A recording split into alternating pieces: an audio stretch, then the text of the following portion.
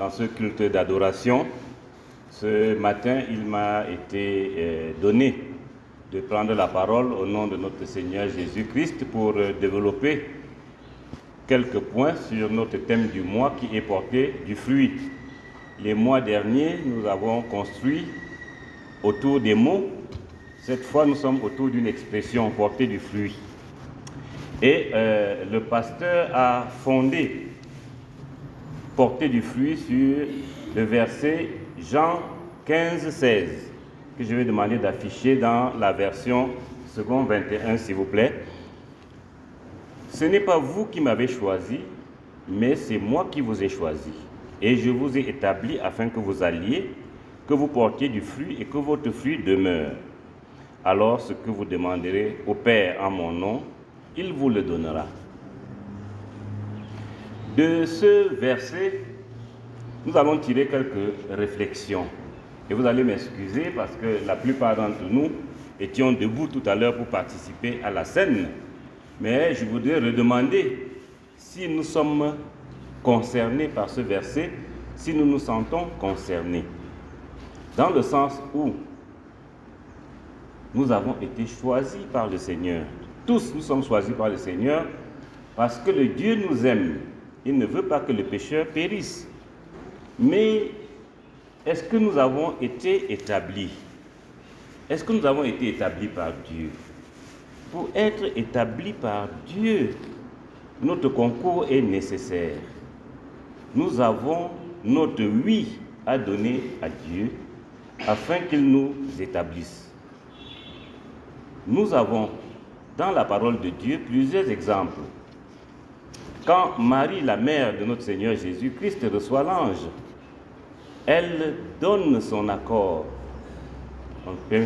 Dans Luc 1, chapitre 38, « Je suis la servante du Seigneur, que ta parole s'accomplisse pour moi. » Et le Seigneur peut donc l'établir comme la mère du Rédempteur.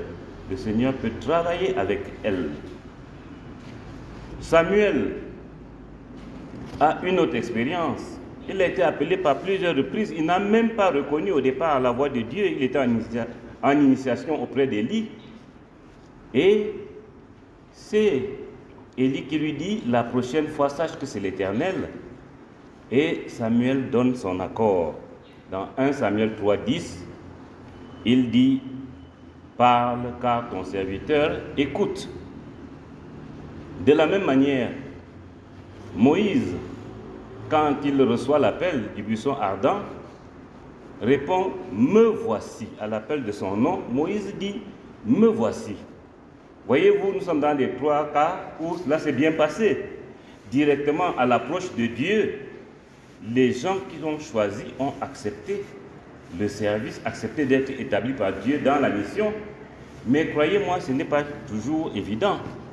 Nous connaissons le cas de Jacob, qui nous ressemble. C'est après de multiples bagarres que Jacob se laisse bénir par Dieu. Et Jacob dit, j'ai rencontré Dieu et ma vie a été sauvée. Il est bon que nous nous examinions pour savoir quel est notre cas, quel est le oui que nous devons donner à Dieu pour être établis. Hier soir, je vais vous avouer que dans le programme de l'Église, j'avais retenu que c'est le dimanche 24 que je devais prendre la parole. Et à la sortie du mariage, ici vers 17h, j'étais complètement épuisé. Je suis rentré chez moi, je me suis endormi. Et je me suis réveillé autour de 21h30 pour manger. Et c'est alors que, regardant mes messages, je vois Jules Marcel qui m'interpelle en disant, à son habitude, le vieux, c'est toi qui prêches demain. Il était 21h30, je lui dis, ah Jules Marcel, moi c'était le 24 et j'étais même soulagé parce que le pasteur avait un invité le 24. Jules Marcel me renvoie le programme avec entouré en rouge, Franklin le 10. Alors je me dis, voilà, tu as été désigné, tu as été choisi, est-ce que tu vas être établi? Est-ce que tu dis oui Ou est-ce que tu dis non? Est-ce que tu vas prendre la parole au nom de notre Seigneur demain matin? Sur ce questionnement, évidemment, je me suis porté vers le oui et j'ai dit à Jules Marcel, je prépare quelque chose et tout à l'heure, si ça ne va pas, je vais te faire signe. Et Jules Marcel me répond, Dieu pourvoira. Voilà ce qui m'a inspiré à revenir sur notre accord, sur notre engagement. Ce que nous devons nous rendre disponibles. Le Seigneur, dans ce verset, parle à ses disciples, aux gens qu'il a appelés et qui ont accepté de le suivre, accepté le destin que Dieu donne, chacun selon son talent, chacun selon sa mission. Notre mission ici étant de porter du fruit. Une fois que nous sommes établis par Dieu,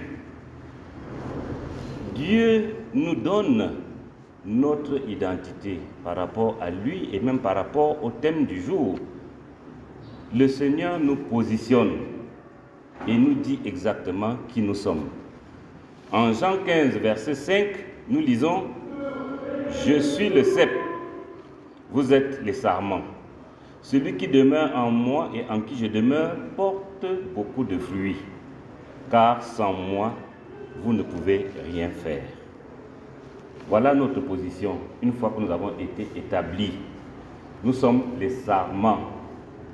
Et le Seigneur Jésus-Christ est le cep. Nous devons demeurer en lui, être rattachés au tronc. La branche qui est coupée va périr, ne portera pas du fruit. Pour que nous portions du fruit, il faut que nous demeurions en Christ. Et demeurer en Christ, c'est donc quoi? C'est rester avec Dieu. Déjà au départ, le reconnaître dans ce qu'il est, dans sa grandeur, l'adorer, le louer, rester en communion avec Dieu à travers la prière, que notre esprit soit soumis en tout temps à l'esprit de notre Seigneur Jésus-Christ et que nous apprenions à le connaître à travers sa parole. Nous devons lire et méditer sa parole. C'est ce qui nous permet d'être rattachés comme serment au cep. Nous devons être rattachés par la communion fraternelle. Dieu nous inspire, Dieu nous donne les outils qu'il faut pour travailler pour lui, à condition que nous laissons libre cours à Dieu, que nous ne nous laissions pas emporter par nos problèmes. Voyez-vous, quand nous sommes timides, quand nous ne sommes pas rattachés au cep, une feuille morte, le vent l'amène et la dépose n'importe où, sur le toit d'une maison, dans une poubelle, dans la mer, etc. Évitons ce destin et sachons qu'après notre premier oui, il y a d'autres oui. Que notre témoignage soit vrai et authentique. Et pour cela, nous l'avons lu tout à l'heure dans 1 Corinthiens 11, le verset 28, où on nous recommande de nous examiner nous-mêmes. Ce n'est personne d'autre qui nous donnera notre position. C'est nous-mêmes. Nous nous examinons et ainsi nous mangeons du pain et nous buvons de la coupe. Qui veut dire que nous acceptons que le Seigneur nous a établis, que nous acceptons que Dieu nous a sauvés et que nous acceptons de travailler pour lui. Est-ce là dire que notre examen suffit, que nous avons toute la force dès lors que nous faisons tout ça? Certainement pas. Certainement pas.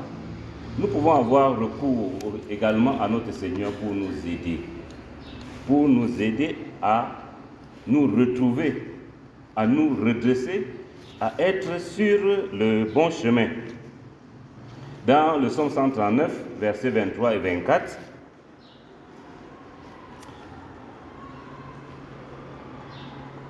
l'enfant de Dieu se soumet à son Père et il dit « Examine-moi, ô Dieu, et connais mon cœur. Mets-moi à l'épreuve et connais mes pensées. Regarde si je suis sur une mauvaise route et conduis-moi sur la voie de l'éternité. Nous comprenons qu'après notre examen, examine-toi toi-même. Si nous avons des doutes, allons vers Dieu, qui va nous examiner. Laissons-nous examiner par Dieu, qui regarde notre pensée, qui regarde notre cœur, qui regarde sur quel chemin nous nous trouvons, et laissons-nous conduire par Dieu.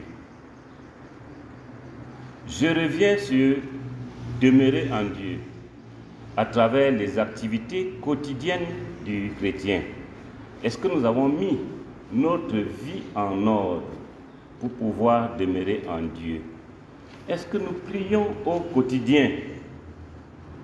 Est-ce que nous soumettons notre vie à Dieu dans une relation de cœur à cœur, qu'il nous connaisse véritablement, qu'il nous oriente et qu'il nous dirige?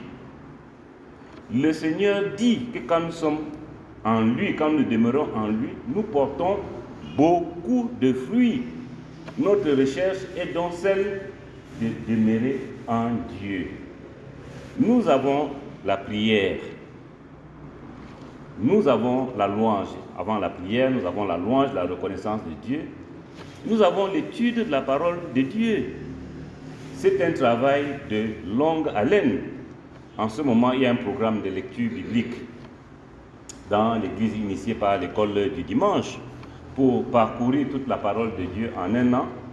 Je vous encourage, chacun autant que nous sommes, si nous voulons demeurer en Dieu, de prendre même le chemin en marche et de parcourir la parole de Dieu et nous affilier aux activités de l'Église.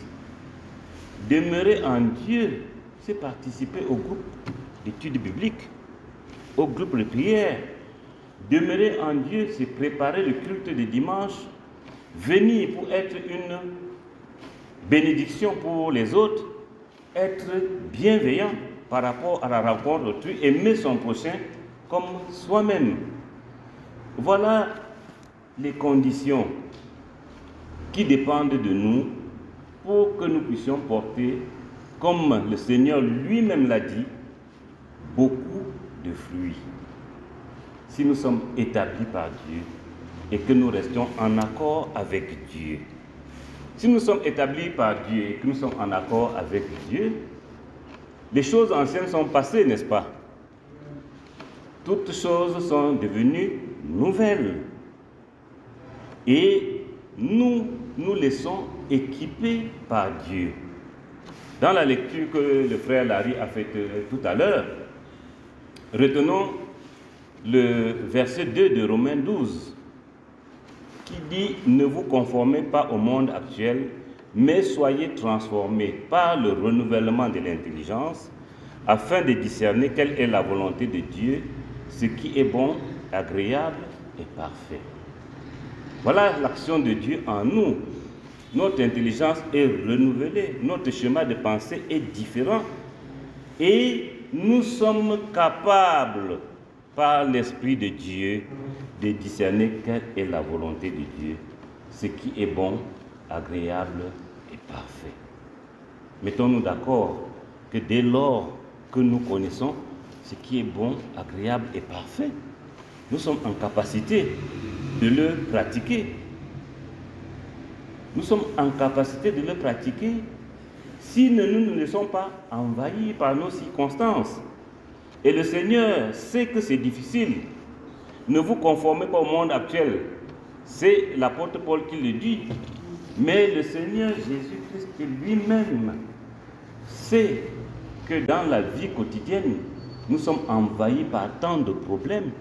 Le manger, le boire, le travail, l'amour, l'affection, nous recherchons tant de choses que nous pouvons fermer la porte au oui que nous devons donner au Seigneur. Et en cela, lui-même nous avertit en nous disant de chercher premièrement le royaume des cieux.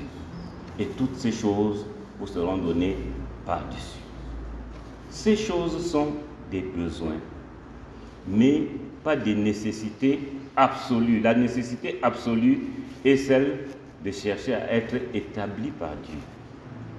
Et Dieu nous accompagne dans notre vie. Il nous donne de quoi nous avons besoin. au quotidien, il nous équipe, il renouvelle notre intelligence, il nous permet d'avoir au quotidien le discernement, de savoir ce qui est bon, agréable et parfait. A contrario, de savoir ce qui n'est pas bon. Quand nous constatons que quelque chose n'est pas bon, nous devons abandonner cette chose. Parce que ce qui n'est pas bon, c'est ce qui s'appelle le péché. Et ce péché nous sépare de Dieu. Et c'est fini. Le sarment n'est plus relié au cep. Comment peut-il produire du fruit? Sortons le péché de notre vie. Demandons le secours à Dieu afin de demeurer en lui. Nous avons demandé à notre Seigneur tout à l'heure, comme le psalmiste, d'examiner nos voies. Ne nous privons pas de cela. Et encore une fois, c'est un exercice intime. Chacun connaît sa vérité. Ne nous y trompons pas. Chacun connaît sa vérité. Et le pasteur hier a rappelé le témoignage de Zaveri et il a dit ceci qui était très intéressant. Je ne l'ai aidé en rien. Je ne l'ai aidé en rien. Mais Zaveri, dans sa recherche, a témoigné avoir fait cette rencontre-là qui a transformé sa vie. N'est-ce pas cela, Zaveri? Voilà. Nous devons nous examiner et chercher cette rencontre. Que nous soyons à la grâce de Dieu, comme Marie qui accepte une foi, comme Moïse ou comme Jacob, peu importe, pourvu que nous retournions à Dieu, rechercher cette bénédiction. Après la bagarre, Jacob a lâché prise. Ce qui veut dire que à l'appel de Dieu, au choix de Dieu, même si nous sommes dans la bagarre, les tribulations, gardons nos regards tournés vers Dieu. Au moment convenu, il va nous terrasser et nous allons accepter sa bénédiction. Et nous pourrons ainsi être certains d'être sauvés, être certains d'avoir un appui, être certains d'être capables de faire du bien autour de nous. C'est ce que le frère Larrier a dit tout à l'heure. Faire du bien autour de nous, porter du fruit, c'est de faire du bien autour de nous. Et n'oublions pas que c'est le but de Dieu pour nous. Dans Éphésiens chapitre 2, verset 10, nous lisons en réalité, c'est lui qui nous a fait.